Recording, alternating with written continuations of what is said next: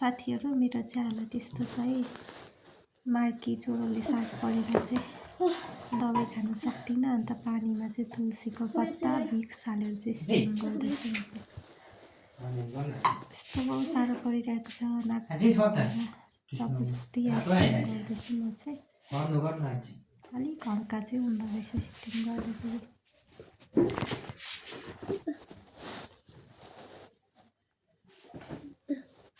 मलाई चाहिँ मार्की चल्नु यस्तो साह्रो लाग्छ कि खानु पिउनु केही हुँदैन नि हौ।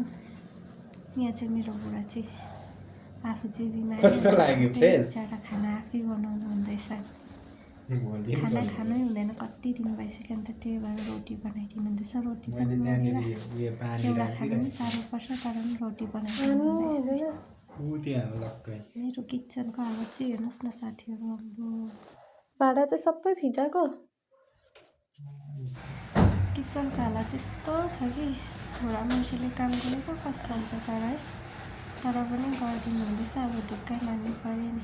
जाति भएपछि सफा गर्नुपर्छ आफै। सबैको यसरी सघाइदिनु हुँदैन है।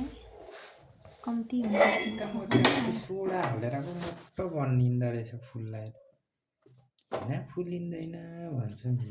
सोडा नहाली चाहिँ अन्त मलाई चाहिँ मेरो बुढाले यसरी रोटी बनाउँछ भन्ने कुरा चाहिँ थाहै थिएन है। जहिले म रोटी बनाउँदा पढाइ भएको थियो। अहिलेसम्म बनाइदिएको थिएन कि। पढेको बेलामा त्यस्तो मजाले बनाउँदो रहेछ। म त छ तर सोडै बिना चाहिँ रोटी फुल्दैन भन्दा सोडा नहालिकन भनेको रहेछ नि।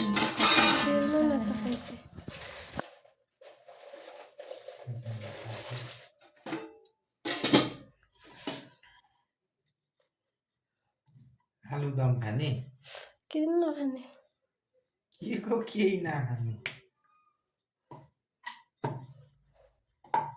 कहाँबाट सिकेको?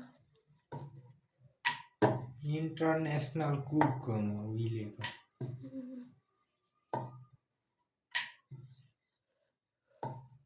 बुझ्यो?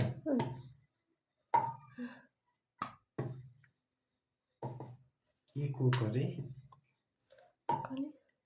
इन्टरनेसनल